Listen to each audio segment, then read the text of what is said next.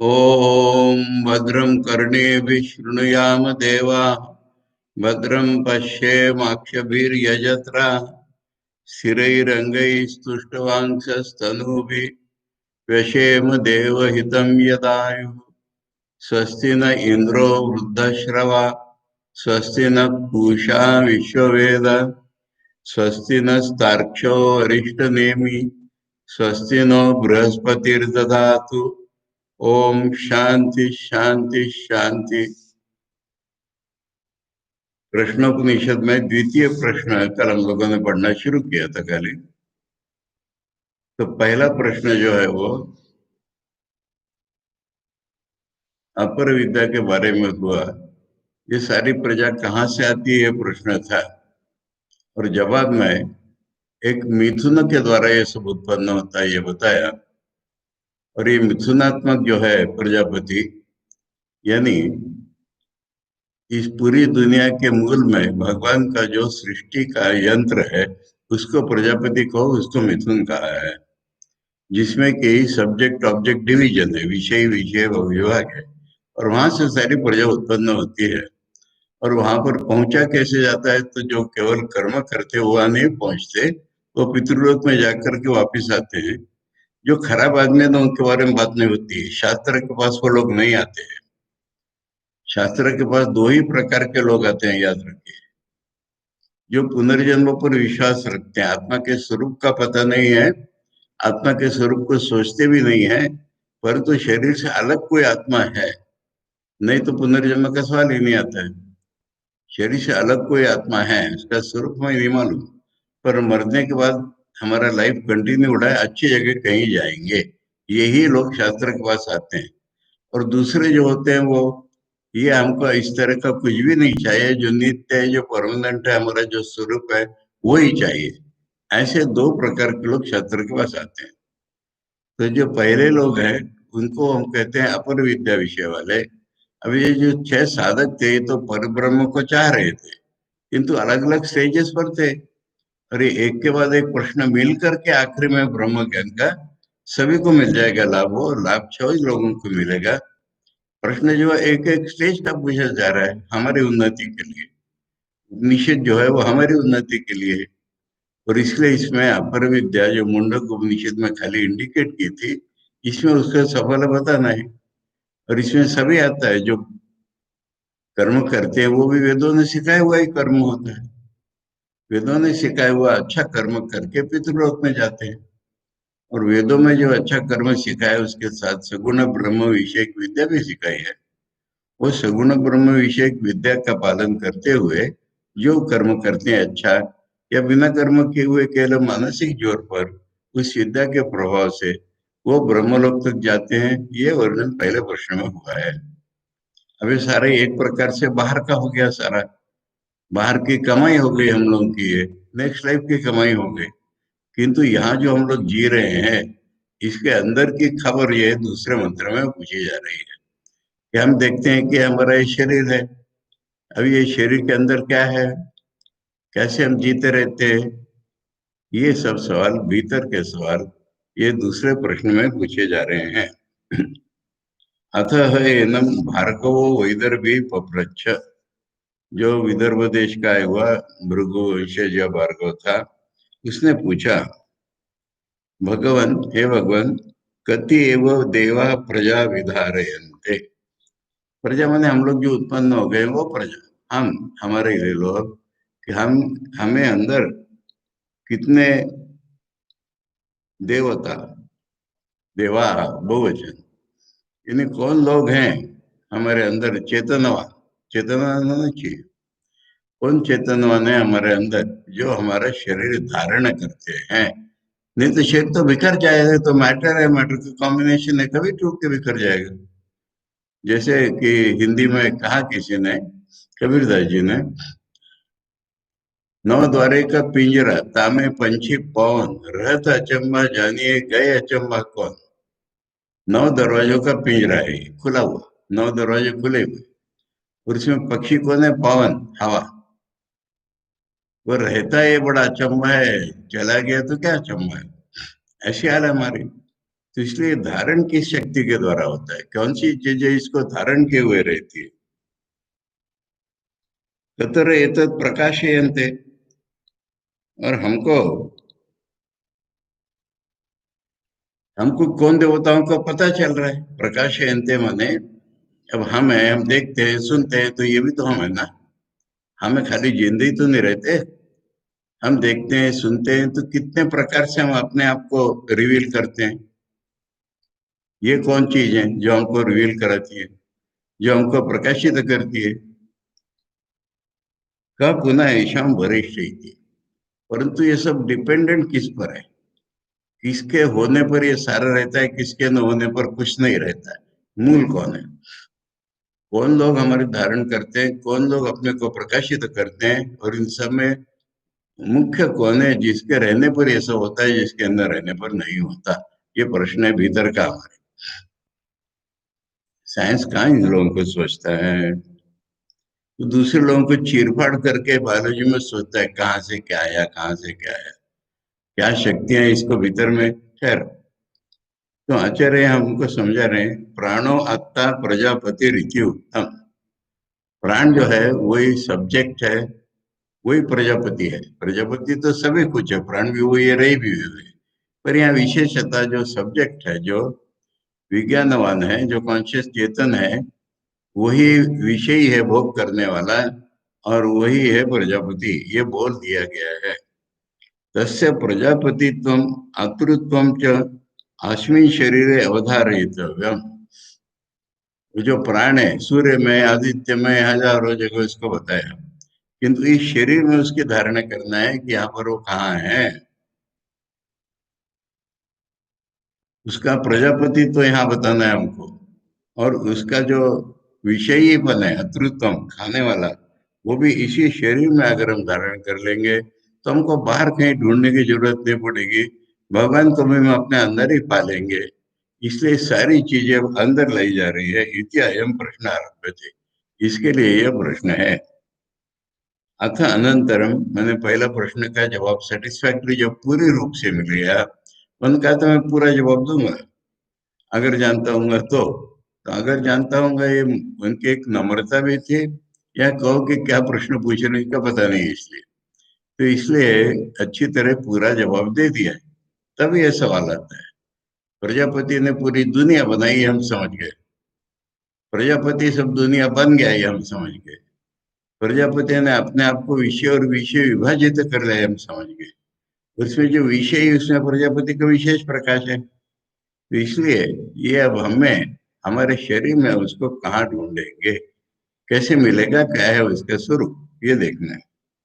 तो अथ अनंतरम, इसके बाद अकेल प्रसिद्ध है कि रियली एनम भार्गव वैदर्भी पप्रच्छ, उसने पूछा, हे भगवान, कति एव देवा प्रजाम शरीर लक्षण विधारयन्ते। प्रजा माने शरीर वाली प्रजा, शरीर लक्षण ही जिसका है ये प्रजा। विधारयन्ते विशेषेण धारयन्ते, विधारयन्ते विशेषेण धारयन्ते, मैंने इसको हड्डी पसली गिनाने की जरूरत नहीं है, कितनी हड्डियां हैं, कितनी पसलियां हैं, ये गिनाने की जरूरत नहीं है। विशेष विशेष रूप से अंदर क्या शक्तियां हैं चेतनवान, जो इसको धारण करती हैं। ततरे बुद्धि इंद्रिय कर्मेंद्रिय विभक्ता नाम एतत् प्रकाशनम स्वमात्म प्रख्यापनम प्रकाशयन्ते। अब दूसरा कौन है, कतरे, जो हमारी बुद्धि इंद्रिय माने ज्ञानेन्द्रिय, ज्ञानेन्द्रिय और कर्मेंद्रिय इस प्रकार जो विभाजित है हमारे में सारा, और अपना महत्व स्थापन करते हैं। यानी हाथ है इसलिए मैं पकड़ता हूँ, पैर इसलिए चलता हूँ, आंख इसलिए देखता हूँ, ये सारा प्रकाशन हो गया।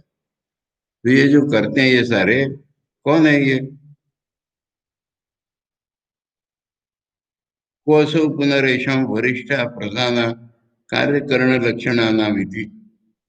कार्य लक्षण माने शरीर, कर्ण लक्षण माने इंद्रिया, इन सब में प्रधान कौन है जो इसके कारण ये सब टिका रहता है।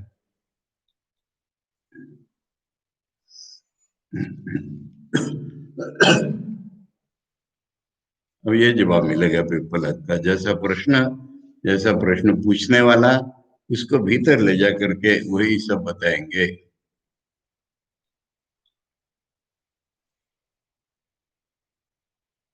देखो, अंग्रेजी में दो शब्द हैं बड़े खतरनाक है हमारे लिए, यानी हम समझ नहीं पाते इसलिए। एक होता है एक्सट्रोवर्ट, जो बाहर की दुनिया देखता है। एक होता है इंट्रोवर्ट, मन ही मन में वो ब्रूडिंग हजारों चीजें करता रहता है, उसके बाहर नहीं निकलता उस दुनिया से। हमारा वो आदर्श नहीं है, कतई नहीं है। इंट्रोवर्ट अलग है और इंट्रोस्पेक्टिव या इन गोइंग ये चीज अलग है। इंट्रोवर्ट मन में रहता है और हम मन के भीतर और इसके भीतर और इसके भीतर जाकर के रियलिटी को पकड़ना चाहते हैं। अंतर्मुख जो साधक है ये अलग है। ये वेस्टर्न वर्ल्ड का इंट्रोवर्ट जो है ये तो पागल खाने में जाने लायक है, इतना फर्क समझ लीजिए। बाहर प्रकाश नहीं करता, ये दोनों में कॉमन हो सकता है, परंतु एक सिमिलर से सेम नहीं बनता। वो ब्रूडिंग है, हमेशा कुछ तो भी चिंता करता रहता है और ये अपना स्वरूप जानने की कोशिश करता है। इसको छोड़ के इसके मन में और कुछ नहीं है। लोगों से बातचीत करनी पड़ी तो करता भी है वो, पर उसको अपने स्वरूप की चिंता है। और दूसरे अपने मन में कल्पना में दुनिया में रमता है। ये बिल्कुल अलग चीज होती है, दिखने को एक जैसी। तो इसलिए एक जैसी भी नहीं है क्रिटिकली देखेंगे तो। अब ये जो साधक है ये तो अपने स्वरूप को ढूंढ रहे हैं। तस्मै सह उवाच, उसको विप्ला जी ने बोला। सभी सुन रहे हैं, छह लोग, और भी विप्लव के शिष्य साधक होंगे वो भी सुन रहे हैं। आकाशो हवा एष देवो,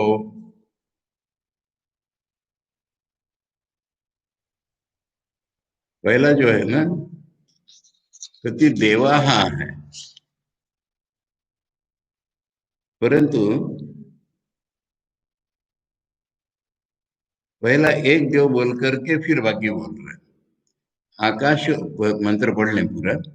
आकाशो वा एष देवो, वायुर अग्नि आपा पृथ्वी, वांग मनः चक्षुश्रोत्रम च, ते प्रकाश्य अभिवदन्ति, वयम एतद् बाणम अवष्टभ्य विधारयामा। तीन प्रश्न है ना, तीनों का इकट्ठे उत्तर है, क्योंकि विधारण का प्रश्न है पहला। तो कहते हैं आकाश एक देव है, और वायु अग्नि आपा पृथ्वी, पंच तत्व हम जिसे कहते हैं। किसने शरीर को धारण किया है, तो एक जवाब पंच तत्व आएगा। दूसरा आएगा इंद्रिया। वाक माने सारी कर्म इंद्रिया ले लो। वाणी ही सबसे प्रबल कर्म इंद्रिय है, और उसके पीछे मन है, अंतःकरण, उसकी भी जरूरत है। बिना मन के वाणी नहीं बोल सकती। बिना मन के आत्मोपचार कुछ नहीं देख सकता। इसलिए वाक है, मन है, और ज्ञानेंद्रियों में प्रधान हम लोग शुरू से देख रहे हैं चक्षु और श्रोत्र, आंख और कान। इतनी देवता बताई, यानी बाकी सब भी कर्मेंद्रिय ज्ञानेंद्रिय भी देख लो। शरीर किससे बना, इतनी चीजों से बना, पंच तत्वों से बना। उनको भी देवता कहा जा रहा है क्योंकि ब्रह्म का ही प्रकाश है वो। आकाश ही देव है, तो फिर ये एलिमेंटल जिसे हम आकाश कहते हैं, ये नहीं रह गया ये। आकाश में ब्रह्म चेतना है, इसलिए वो देव है। इसी तरह से वायु अग्नि आपा पृथ्वी, इन सब में ब्रह्म चेतना है, इसलिए ये सब देवताएं हैं। अब ये पूछने में पुल्लिंग शब्द आता है देवा। अब जवाब में कोई स्त्रीलिंग कोई पुल्लिंग शब्द ग्रामर में आते हैं, इसलिए यहाँ पुल्लिंग स्त्रीलिंग का ख्याल नहीं है।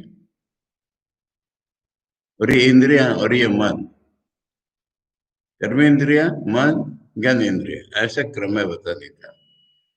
पंचतत्व, कर्मेंद्रिया, मन, ज्ञानेन्द्रिय, ये ही शरीर में सारा कुछ है।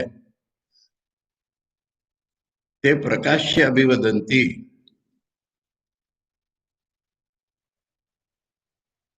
प्रकाश्य माने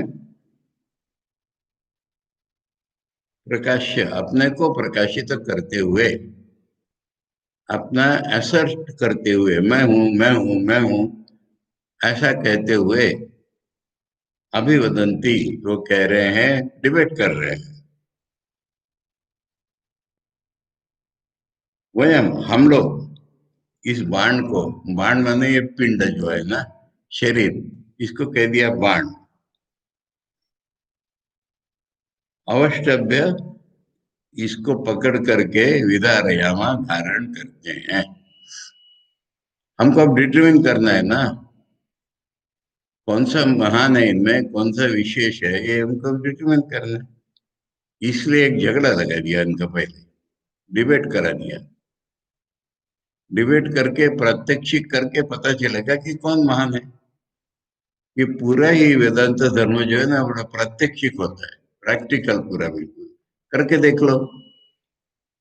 वो छांदोग्य उपनिषद में श्वेतकेतु 14-15 दिन भूखा रहा है, अन्न से मन बनता है कैसे जानेंगे, इतना सिद्ध करने के लिए। इसलिए ये सब प्रात्यक्षिक है। तो फिर इसलिए इसका ये डेमोन्स्ट्रेशन ऐसा हम पकड़ रहे हैं कि शरीर को धारण कौन करता है, कौन प्रकाशित करता है, कौन मुख्य है। तो ये सब इकट्ठे करके बता रहे हैं कि शरीर आरंभक धातु जिसे हम कहेंगे, एक दृष्टि से पंचधातु, एक दृष्टि से कार्यरत इंद्रियां, और उनके भीतर का मन, कर्म इंद्रिया, ज्ञान इंद्रिया, इतना पहला विश्लेषण है ये। और ये सब लोग कहते हैं कि हम इसको धारण करते हैं।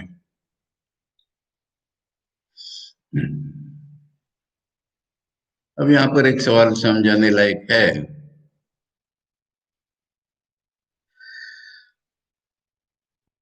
कोई कहे ये तो विज्ञान के विरुद्ध जा रहा है। अरे मैं दोबारा कहूंगा, विज्ञान को क्या अकल होती है क्या? वो दुनिया को पहले तो ऑब्जेक्ट समझ बैठा है। दुनिया ऑब्जेक्ट कब होगी? जब मैं सब्जेक्ट हूंगा तब तो दुनिया ऑब्जेक्ट होगी। और मैं कौन है इसका कैलिब्रेशन कहीं है ही नहीं है। मेरे में कौन सी इंद्रियां क्या कार्य कर रही, इसका एक कैलिब्रेशन नहीं है। तो फिर बाहर की दुनिया का एनालिसिस होगा। और बाहर की दुनिया को ऑब्जेक्ट मान करके जब एनालिसिस किया तो उनका कि 92 92 एलिमेंट्स हैं। अब फिर वो बढ़ते चले गए, जैसे रिसर्च करते लोग। अब तो मुझे पता नहीं, याद भी नहीं, 105 106 कितने हो गए। अब होते होते साइंस की डेवलपमेंट ऐसी होती है। उसने निकाला कि एक जो एटम होता है ना, एलिमेंट्स का अर्थ समझा, ये एटम अलग, ये एटम अलग, ये एटम अलग, ये अलग, ये अलग, ये बिल्कुल अलग प्रॉपर्टीज वाले, ये था एलिमेंट। एलिमेंट व्याख्या ये होगी कि जो तत्व हम जिसको कहते हैं, जिसका और विभाजन नहीं होगा। पर बाद में देखा तो इसका विभाजन होता है, तभी तो एटम बम निकलता है। यानी जिसको हम एटम कह रहे हैं, मॉलिक्यूल कह रहे हैं, उसके अंदर बहुत सी स्पेस है। उसमें कोई एक प्रोटॉन साहब बैठे हैं, उसमें इलेक्ट्रॉन घूम रहे हैं, और भी फोटॉन होते हैं, और भी न्यूट्रॉन होते हैं। अभी कोई गॉड पार्टिकल नाम दे दिया पागल जैसा, बोले गॉड मिल गया, गॉड नहीं मिल गया, उस पार्टिकल का पता नहीं चल रहा, इसलिए गॉड पार्टिकल बोल दिया। अब इतने जब हो गए तो एलिमेंट कहाँ रहा बताओ? नाम रह गया, और नाम का इंप्रेशन रह गया। और इसके आधार पर कोई कहे कि उनका अधिक सूक्ष्म है, ये तो मेरा पागलपन है। वेदांत इस तरह से चलता ही नहीं है। वेदांत तो यह है, ये भारतीय कोई भी फिलोसफी हमारे अनुभव की जांच करते हैं। दुनिया को ऑब्जेक्ट समझ करके उसकी जांच नहीं करते। वो अपरा विद्या में भी नहीं मानते। हमारा जो अनुभव है, मैं अनुभव करता, इस दुनिया का अनुभव करता हूँ, ये हमारा अनुभव है। फिर इस अनुभव में जो 3 फैक्टर्स हैं, मैं, दुनिया और देखना सुनना, इसे अनुभव के प्रकार, इन तीनों में क्या रियलिटी है सब हम देखते हैं। इन तीनों में रियलिटी चेतन कहाँ है, ये हम देखते हैं। अब ये जब हम देखते हैं तो बताइए, हमारे अनुभव की दृष्टि से बताइए कि दुनिया किस चीज की बनी है। यानी ऋषियों के रिसर्च है, हाँ, पर मैं उसको बुद्धि के द्वारा समझा रहा हूँ कि मान लो, दुनिया में ऐसा कुछ है कि नहीं, जिसके कारण हम सुनते हैं। बताइए, ये इलेक्ट्रॉन है कि प्रोटॉन है कि न्यूट्रॉन है, हमें नहीं पता। परंतु ऐसा कुछ तत्व है कि नहीं जिसका हम अनुभव करते हैं सुनने के रूप में। उस तत्व को अगर हमने आकाश कह दिया तो आपका कुछ बिगड़ा? नाम नाम ले लिया एक आकाश। आकाश माने इस दुनिया का सबसे सूक्ष्म वह तत्व, मैटर का सबसे सूक्ष्म वह तत्व जिसके कारण ये दिखने वाला आकाश नहीं कहा जा रहा है यहाँ पर, तत्व, वह तत्व इस दुनिया में व्याप्त पूरे अत्यंत सूक्ष्म है वो, परंतु उसके कारण हमें सुनाई पड़ता है। ठीक है। और हमारी इंद्रिय क्या है? स्पर्श हमारा दो प्रकार मान लो, दो तीन प्रकार मान लो, गरम ठंडा। तो उसमें दुनिया में ऐसा कुछ है ना जिसके कारण हम गरम या ठंडा फील करते हैं? और कड़ा, सॉफ्ट, सॉफ्ट है या कठोर है? नरम है तो हमारी उंगली चली जाएगी उसमें, कड़ा होगा तो उंगली नहीं घुसेगी। ये भी हम स्पर्श से पता लगाते हैं। तो इस दुनिया में ऐसा कुछ है कि नहीं कि जो हमारे स्पर्शेंद्रियों को अनुभव में आता है? क्या है? इलेक्ट्रॉन, प्रोटॉन, फोटॉन, साउंड, वो आप ढूंढिए। परंतु ऐसा कुछ तत्व है कि नहीं कि जिसके कारण हमें दुनिया में स्पर्श नाम की इंद्रिय को अनुभव होता है? और चलिए, दिखता है हमको, हमको क्या दिखता है? रंग दिखते हैं अलग अलग, और आकार दिखते हैं अलग अलग, छोटे या बड़े, छोटे या बड़े, गोल, चौकोर, या उल्टे पुल्टे कुछ भी आकार ही दिखते हैं ना। तो इस दुनिया में ऐसे कुछ तत्व है ना जो हमारी दृष्टि को गोचर होता है। जो स्पर्श को गोचर होता है उसको हमने वायु नाम दे दिया, कुछ बिगड़ता है? ये जो वायु बहती है नहीं, पर उसका ये प्रतीक हो गई ना। वायु बहती हुई हमको स्पर्श में आती है ना पहले, इसलिए स्पर्श चीज जिससे होती है उसका नाम हमने वायु दे दिया। और देखना जिसके कारण होता है उसको हमने तेज कह दिया, प्रकाश, क्योंकि पहला दिखने वाला वही चीज है।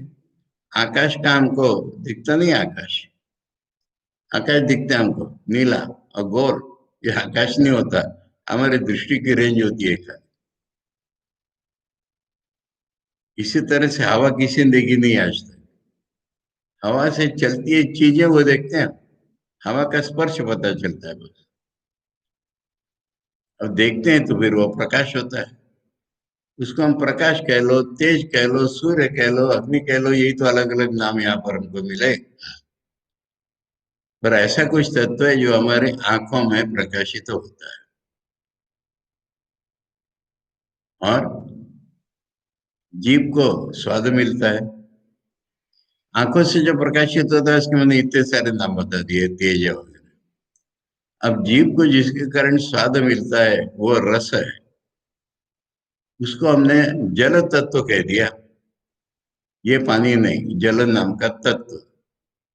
क्योंकि सारी हमको जो स्वाद है ना, ये जीभ से पानी आता है और तभी मिलती है स्वाद, इसलिए हमने इसको जल तत्व कह दिया। और घ्राण को, नाक को सूंघते हैं हम, गंध, सुगंध, दुर्गंध, हजार किस्म की गंध मिलती है। ऐसा कुछ तत्व है उसके अंदर, उसको हमने कह दिया पृथ्वी तत्व।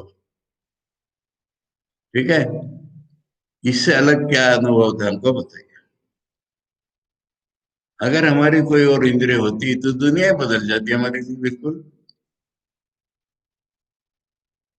इसलिए अनुभव की दृष्टि से दुनिया को हमने अनुभव में पांच ही भागों में विभक्त किया। बाहर का, बाहर की दुनिया, यही बाहर की दुनिया से हमारा शरीर भी बनाया है। पर ये शरीर या मैटर हम जिसको कह रहे हैं, ये जड़ जीव इत्यादि हम नहीं मान रहे हैं। इसके अंदर भी चेतन है, वो भी प्रकाशित करता है अपने को। नहीं तो हमको दिखता नहीं, नहीं तो हमको सुनाई नहीं पड़ता, नहीं तो हमको स्पर्श नहीं होता। ब्रह्म के ही रूप में वो सारे, और वो ब्रह्म के साइंस से तुलना करके हम कहते हैं साइंस जैसे में कि ये मैटर। अब इसी के अलग अलग कॉम्बिनेशन बन करके ये हमारा आकाश वायु तेज जल पृथ्वी बन जाती है, और ये कंबाइन होकर के हमारा शरीर भी बन जाता है। तो ये मूलगामी, अनुभव की दृष्टि से मूलगामी विश्लेषण है वेदांत का कि पांच तत्व बने हैं। पांच तत्वों से दुनिया बनी है, पांच तत्वों से हमारा शरीर बना है, परंतु हम देखते हैं कि इसमें कुछ फंक्शनल पार्ट्स। अब ये कितना फास्फोरस कितना नाइट्रोजन इसकी फिक्र हम लोग नहीं करते। हड्डियां, बोन्स, ये सारे पंचतत्व है, इससे बाहर कोई नहीं कोई। डिटेल्स में जाने के आर्यों की प्रकृति नहीं समझ कहते, उनको तत्व चाहिए। अगर ये पंचतत्व है तो इसके पीछे और क्या तत्व है कि जो पांच बन जाता है। अब इनका अनुभव करने वाला हमारा जो है, हम कार्य करते हैं पहले तो स्थूल रूप में, वाणी है। वाणी कहने से हाथ पैर इत्यादि सारे कर्म इंद्रिय मान लो, रिप्रेजेंटेटिव वाणी, ये एक तत्व ही है ना। और हाथ पैर ये सब तत्व है, अलग अलग शक्तियां हैं। और फिर मन है, इसके पीछे देखो मन का ही बहुत तक पाश्चात्यों को पता ही नहीं है। कुछ है, बिहेवियरल साइकोलॉजी देखते हैं वो, मन को प्रत्यक्षता नहीं देखते। और भारतीय दर्शन की शुरुआत तो मन को देखने से ही बनती है। ठाकुर कहते हैं तुम लोग बैठे हुए में क्या देख रहे हो, मन ही तो देख रहा है सबके।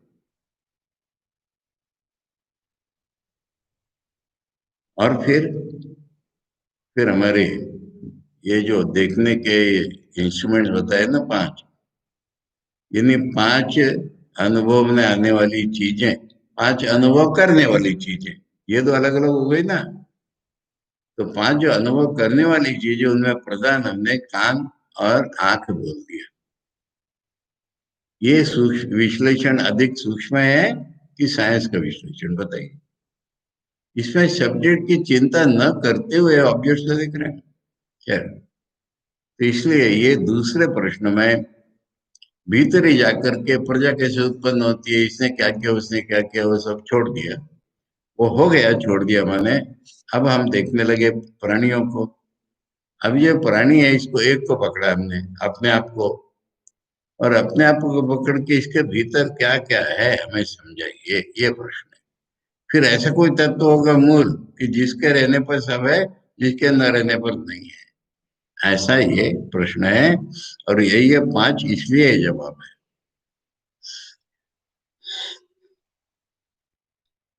आचार्य कह रहे एवं पृष्ठवते तस्मय, ऐसा जिसने पूछा था उसको पिपलाद जी ने कहा, होवा सह वाच आकाशो हवा एष देवो।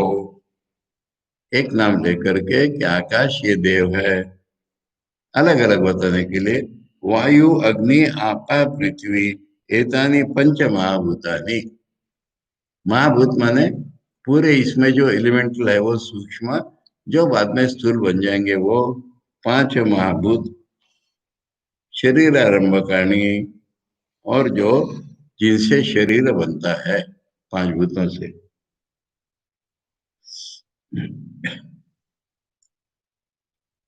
वांग मन चक्षु श्रोत्रम इत्यादि कर्मेंद्रिय बुद्धिन्द्रियाणी च।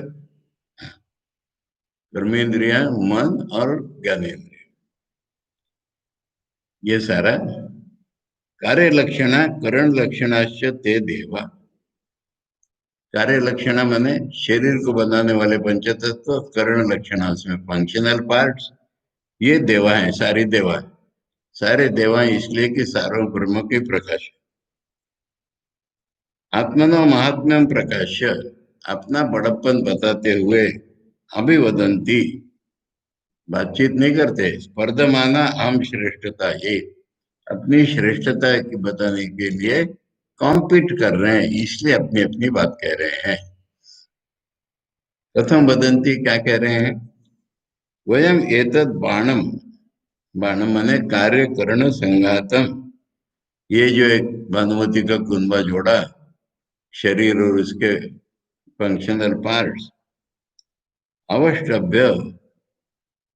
उदाहरण दे रहे, समझा रहे हैं, जैसे पैलेस है, खंबे हैं तो पैलेस खड़ा है ना, ऐसे खंबे के रूप में हमने इस पिंड को, संघात को, अविशिथिली कृत्य विधारयाम, इसको बिखर नहीं जाने देते, फिक्स रखते हैं।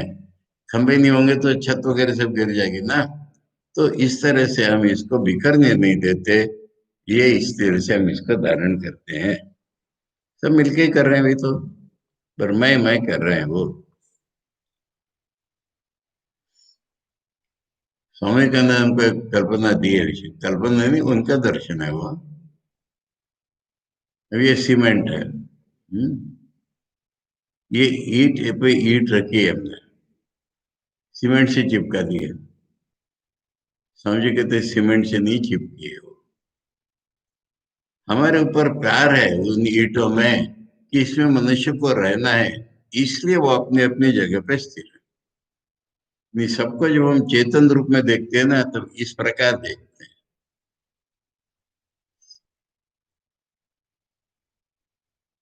तो ये खंभे बना दिए, अब ये गिरने नहीं दे रहे, तो इसलिए ये शरीर में ये चीजें हैं जो एक दूसरे से मिलजुल के कहिए इसको धारण किए हुए हैं।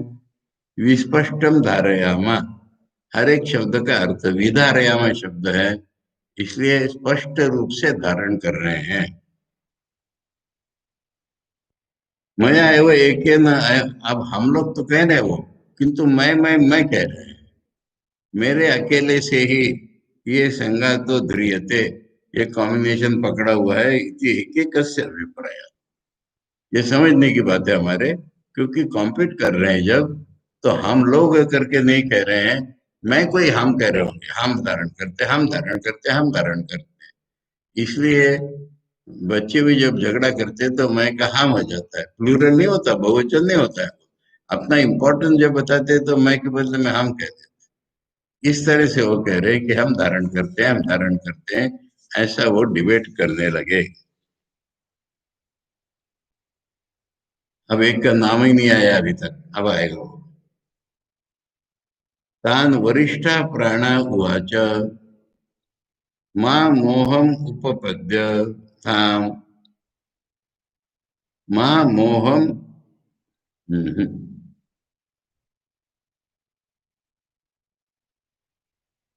हाँ, मां मोहम आपद्यथ अहम एव एतत् पंचधा आत्मानं प्रविभज्य एतत् बाणम् अवष्टभ्य विदारयामि इति ते अश्रद्धदाना बहु। अब इनमें जिनकी गिनती नहीं हो रही, मैं करने वालों में, वह है वरिष्ठ प्राण। अब वरिष्ठ प्राण को समझ लीजिए, चेतन है भाई, ठाकुर को निर्विकल्प समाधि में सोचिए, यहाँ पर कोई प्राण वगैरह नहीं है, चेतन है। अब जब ये चेतन में मैं आता है ना, तो ये प्राण बन जाता है। एनिमेशन जिसे हम कह रहे हैं ना, स्थूल रूप में देखो तो श्वास ले रहे हैं हम तब तो जिंदे रहते हैं ना, इसमें श्वास को तो गिना ही नहीं है। नाक को गिना है खाली सूंघने के लिए, पर नाक खाली सूंघने के लिए नहीं होती, श्वास लेने के लिए होती है। और श्वास नाक से नहीं लिया जाता, नाक तो उसका एक माध्यम बन जाता है। हमारे फुफ्फुस में, छाती में एक पंप है, वो हवा बाहर खींचता है, बाहर निकलता है। वो नहीं होता तो हम जीते रहते क्या? जीने का प्रथम लक्षण क्या है? एनिमेशन है ना, हलचल है ना, श्वास है ना। चेतन तो हम अभी देख नहीं पा रहे, परंतु इस चेतन के साथ जब मैं आता है ना, तब ये, उसको हम प्राण कहते हैं। अब ये प्राण शक्ति है हमारी, पहले में जो प्राण और आकाश बोला था ना, अब ये प्राण आया। आकाश से तो सारे बन गया। अभी ये जो प्राण है, ये क्या है? वरिष्ठ प्राण, सीनियर प्राण। सीनियर प्राण माने मैं रूपी प्राण। अब इसने क्या किया कि वो कह रहा है अरे झगड़ा मत करो, डिल्यूजन में मत पड़ो, मोह में मत पड़ो, कंफ्यूजन में। मैंने अपने आप को 5 भागों में विभक्त कर लिया। ये भी तो कितना मूल है ये। श्वास छोड़ते हैं ना हम, अलग फोर्स है ना वो इस प्राण का एक रूप है। श्वास खींचते हैं, जब छोड़ेंगे तभी तो खींच पाएंगे ना। श्वास खींचते हैं, वो इस प्राण का अलग लक्षण है।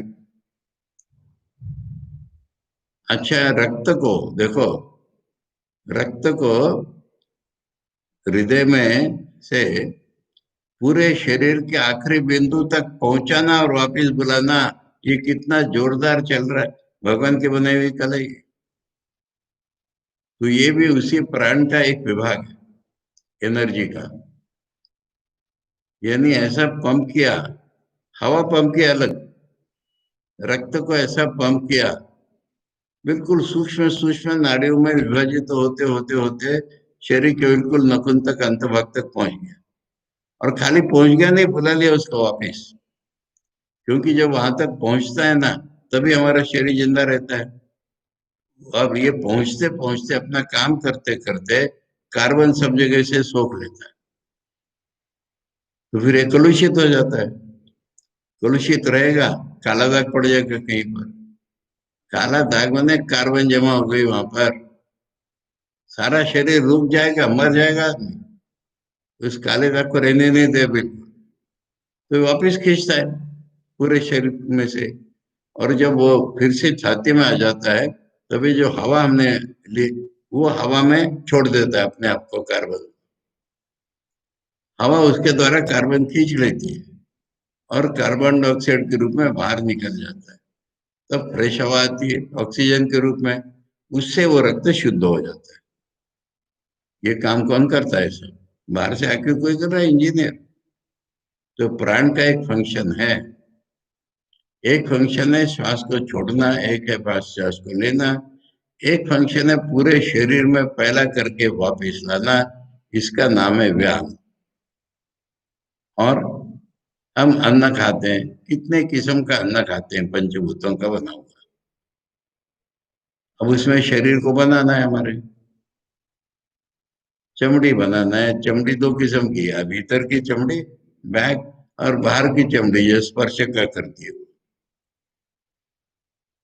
रक्त बनाना है, मेद बनाना है, फैट, स्नायु बनाना है, हड्डी बनाना है, हड्डी के भीतर की मैरो बनाना है, रक्त बनाना है, मांस बनाना है। ये एक शक्ति कर रही है ना, एक ही शक्ति। अन्न खींचा, उस अन्न को ये सब, ये पैंक्रियास से रस आया, इससे वो आया, उससे वो आया, पर ये एक शक्ति काम कर रही है ना। ये प्राण शक्ति का ही एक रूप है। 4 रूप हो गए। अब एक रूप रोज हमको अगर देखना है, रोज कभी कभी हिचकी के रूप में दिखाई पड़ता है। हिचकी यानी पानी जब कम पड़ जाता है तो हिचकी आती है। अब इसका मुख्य फंक्शन तो है, जब अंतिम दिन आएगा ना, तो इसको हिचकी के रूप में इन सबको उठा करके दूसरे शरीर में ले जाए। ये प्राण का ही फंक्शन है।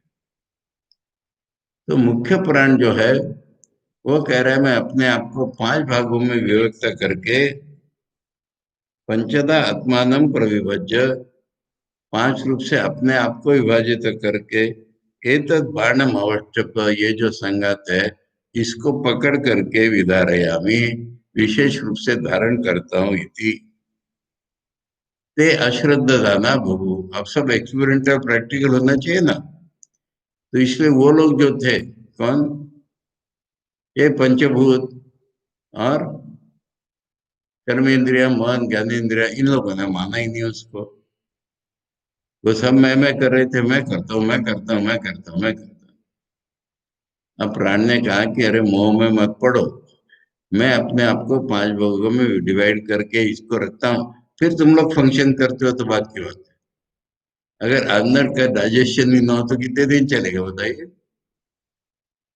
अगर रक्ता अभिसरण नहीं हो तो कब तक चलेगा? श्वास नहीं लिया तो कब तक चलेगा? हिचकी नहीं आई तो पानी कौन पिएगा? तो इसलिए तुम लोग मोह में मत पड़ो, मैं अकेला ही 5 भागों में विभक्त होकर इसको कर रहा हूँ। उन्होंने इसकी बात नहीं मानी, उनको ख्याल ही नहीं, हम कर रहे हैं, हम कर रहे हैं, हम कर रहे हैं। ये अश्रद्धा था ना वो, उन्होंने नहीं माना। आचार्य कह रहे तान एवं अभिमान हो तो, इस तरह का अहंकार जो वो कर रहे थे, वरिष्ठ मुख्य प्राणा, वरिष्ठ माने मुख्य प्राण ने उवाच उक्तवान मामा एवं मोहम आपद्यथ, इस तरह का मोह में मत पड़ो, अविवेकितया अभिमानम मा कुरुत, अविवेक के कारण, डिस्क्रिमिनेटिव नॉलेज न होने के कारण अभिमान मत करो। यस्मात् क्योंकि अहम एवं एतत् बाणम अवष्टभ्य विधारया, मैं ही पूरे एनर्जी नाम की चीज है वो हलचल वाली, इस शरीर को पकड़ करके धारण करता हूँ। पंचदा आत्मानम प्रविभज्य, 5 रूप में अपने आप को डिवाइड करके, प्राणादि वृत्ति भेदम स्वस्य कृत्वा, प्राण अपान व्यान समान उदान, इस रूप में अपने फंक्शनल भेद करके, स्वस्य अपने करके विधारयामी इति उक्तवती, ऐसा जब उसने कहा, च तस्मिन ते अश्रद्धाना अप्रत्ययवंतो, उनको विश्वास नहीं हुआ करके उसका अनुभव नहीं हुआ, अप्रत्ययवंतो माने ऐसा उनको अनुभव नहीं हो पाया। बबू कथम एतद एवं इति, ये कैसे हो सकता है?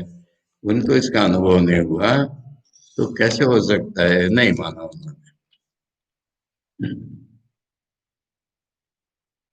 सो अभिमानात् ऊर्ध्वम उत्क्रमत इव तस्मिन् उत्क्रामति अथ इतरे सर्वे एव उत्क्रामन्ते, तस्मिन् च प्रतिष्ठमाने सर्वे एव प्रतिष्ठन्ते प्रातिष्ठन्ते, तद यथा मक्षिका मधुकर राजानम उत्क्रामन्तं सर्वा एव उत्क्रामन्ते, तस्मिंश्च प्रतिष्ठमाने सर्वा एव प्रातिष्ठन्ते, एवं वाङ् मनः चक्षु श्रोत्रं च ते प्रीता प्राणम स्तुन्वन्ति।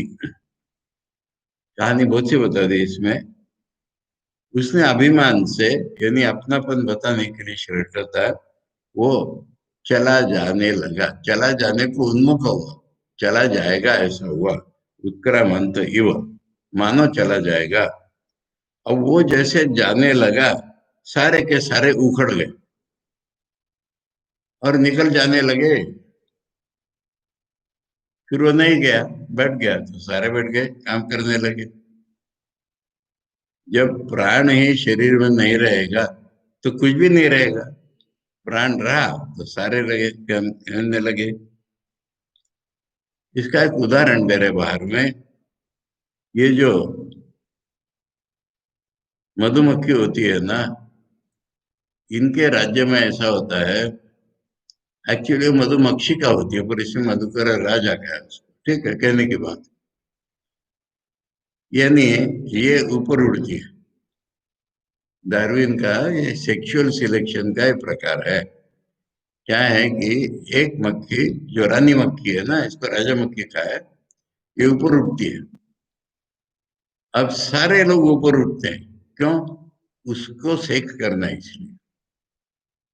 अब ये ऊपर ऊपर ऊपर उठते चले जाती है, लोग कॉम्पीट करते चले जाते हैं। जो सबसे ऊपर उठ पाएगा उससे उसका संयोग होगा और उससे प्रजा बनेगी। अब यहाँ पर प्रजा का सवाल नहीं है, केवल उदाहरण है कि एक के उठने पर सारे उठ गए ना एकदम ऊपर, इसके लिए उदाहरण है। जैसे मक्खी मधुकर राजा को उठते हुए देखकर सब उठ जाते हैं और उसके बैठने पर सब बैठ जाते हैं, इसी तरह से अब ये क्या हुआ, ये जो वान मन चक्षु श्रोत्र थे, ये खुश हो गए, खुश होकर मैंने पता चल गया उनको, अरे भाई, इस मुख्य प्राण के सहारे हम जीते हैं।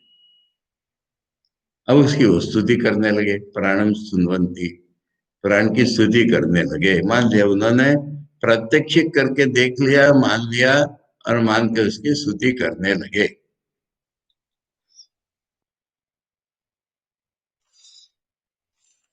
सच प्राणा तेषाम अश्रद्धानताम आलक्ष्य, वो जो मुख्य प्राण था उसने उनकी अश्रद्धानता देखी, अभिमाना, घमंड से बोलो, ऊर्ध्वम उत्क्रमत इव,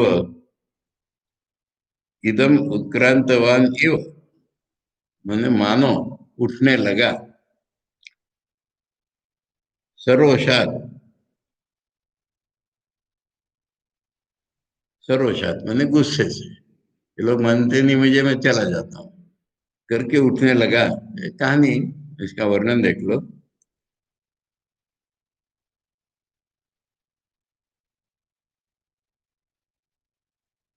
अब उसके उठते ही निरपेक्ष, मैंने विदाउट एनी अदर फैक्टर, यद वृत्तम तद दृष्टांतेन प्रत्यक्षीकृति, जो हुआ उसको दृष्टांत से समझाया जा रहा है।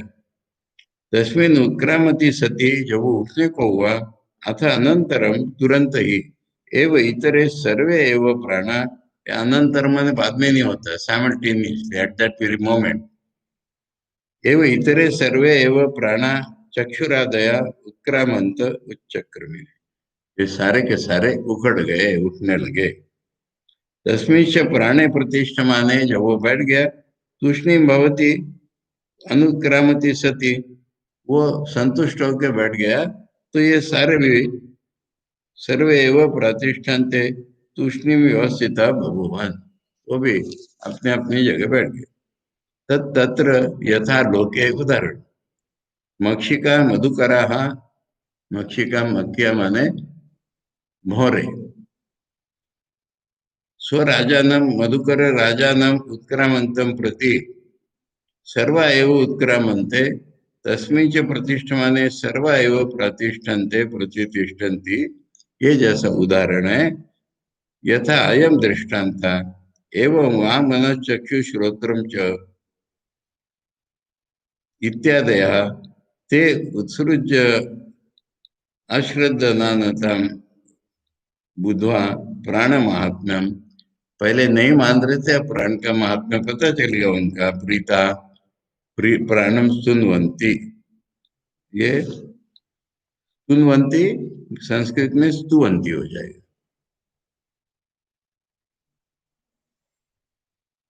ऐसी स्तुति कर रहे हैं।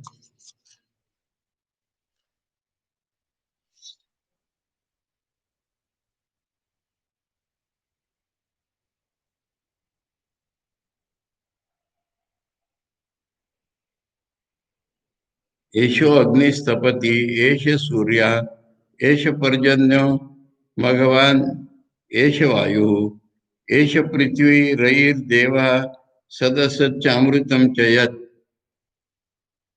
ये प्राण ही सब कुछ है, यही पूरी दुनिया में है, ऐसी उसकी स्तुति करने लगे। कल देखेंगे इन चीजों को किस तरह से वो, इसमें मुख्य कौन है पूछा था, ये मुख्य जो है इसका पता चल जाएगा।